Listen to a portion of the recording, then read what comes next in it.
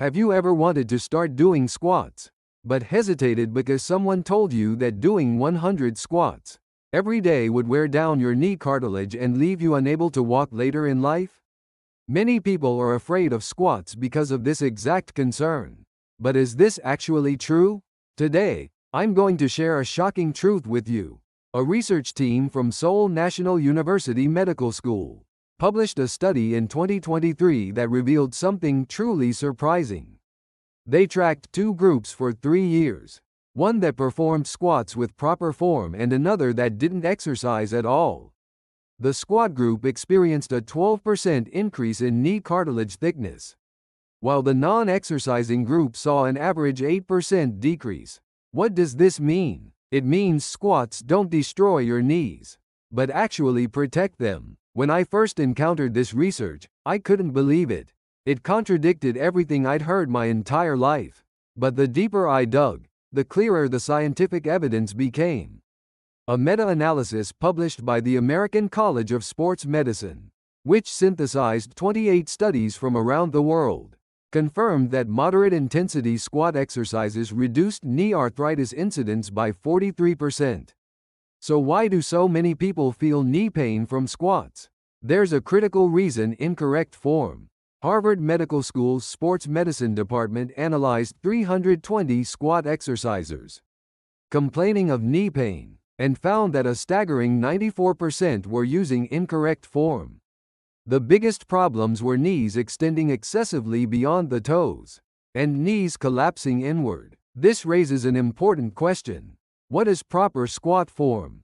Let's start with foot position. Your feet should be shoulder width apart, with toes pointing outward at 15 to 30 degrees. Your entire foot sole must stay flat on the ground. Many people lift their heels, which indicates poor ankle mobility. Researchers at the German Sport University Cologne discovered something fascinating. When they measured the pressure on knees during squats, proper form resulted in about 1.2 times body weight, but incorrect form increased this to an alarming 3.8 times. This difference is the dividing line between knee health and injury. Here's the surprising part about squat depth. Many people think squatting deeper is worse for your knees, but the opposite is actually true. Research from Japan's University of Tsukuba Biomechanics Institute found that full squats, where thighs reach parallel to the ground, placed 28% less stress on knee joints than half squats. Why is this possible? Because the deeper you squat, the more your hip muscles and hamstrings engage, distributing the load away from your knees. A British Loughborough University research team confirmed through electromyography that full squats activated gluteus maximus 89% more than half squats. In other words, you're not just using your knees, but your entire body's large muscle groups. Now, what about the number 100 every day? This part is crucial. McGill University in Canada conducted an interesting experiment. They divided beginners into 3 teams. The first did 100 daily, the second did 100 every other day, and the third did 100 3 times weekly. After 12 weeks, the results were striking. The daily 100 group started reporting knee pain at week 6. And by week 8, 37% had quit. Meanwhile, the every other day group had only 8% complaining of pain, while muscle strength gains were nearly identical at 62%. Compared to the daily group, the 3 times weekly group showed similar results. The message is clear: recovery time is essential. Professor Martin from the University of Copenhagen Sports Medicine Center explains that muscles and cartilage need a minimum of 36 to 48 hours to regenerate and strengthen after exercise. Daily training can interfere with this recovery process and actually weaken tissues. Microscopic observation of cartilage cells showed that adequate rest resulted in 73% higher cell regeneration rates. But there's more. Your current fitness level and age are also crucial variables. The University of Melbourne's geriatrics department experimented with 240 adults over 50. When they implemented the same squat program, the difference between those with and without exercise experience was stark. The experienced group had no problems doing 80 squats 4 times weekly, while the inexperienced group experienced muscle soreness, even starting with 30 squats twice weekly. The research team emphasized how important individualized exercise intensity is, especially after age 50. Cartilage regeneration speed is 40% slower than in your 20s, requiring extra caution. Let me give you a practical, personalized guide. If you're a complete beginner or over 50, how should you start? In the first week, do 20 squats per set, 3 sets, twice weekly. Take a full 2-minute rest between sets. Your body weight alone is sufficient. From week 2, increase to 25 per set, and by week 4, reach 30. If you feel knee or lower back pain during this process, immediately reduce the number and check your form. Research from UC Davis Rehabilitation Medicine found that groups that increased gradually had an 82% lower injury rate than those who increased rapidly. Intermediate exercisers who have been consistently training for over 6 months can be more aggressive. 3 to 4 times weekly, 40 squats per set for 3 sets is appropriate. At this level, you can add variations like jump squats or Bulgarian split squats to multiply strength gains. What about advanced exercisers? Those who've trained systematically for over a year can do 4 to 5 sessions weekly.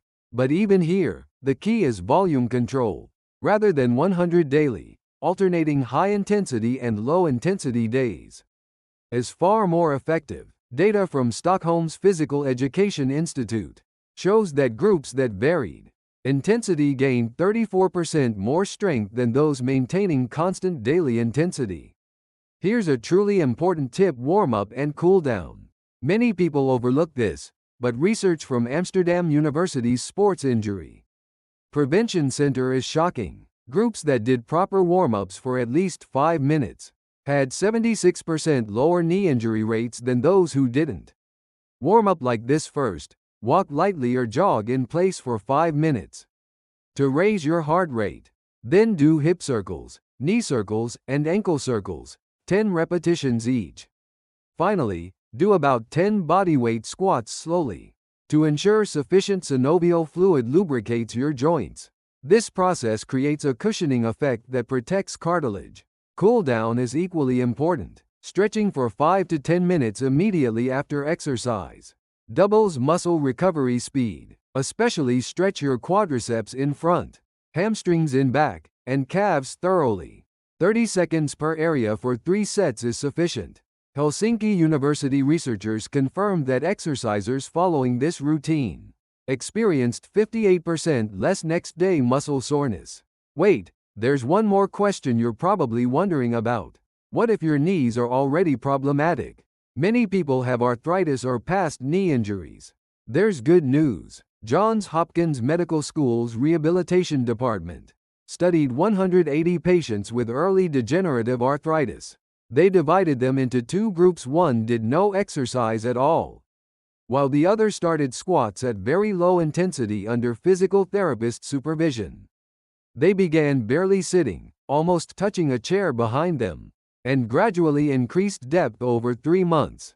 After 6 months, the results were remarkable.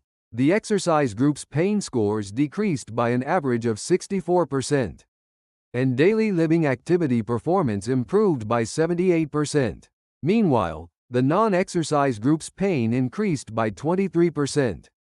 Lead researcher drive. Jacqueline says avoiding movement actually accelerates joint degeneration faster. Appropriate loading supplies nutrients to cartilage and promotes synovial fluid circulation. However, people in these situations must start after professional consultation. If you have acute inflammation or severe pain, or if you've had knee surgery within the past 6 months, you need clearance from doctors and physical therapists. The same applies if you have rheumatoid arthritis or gout.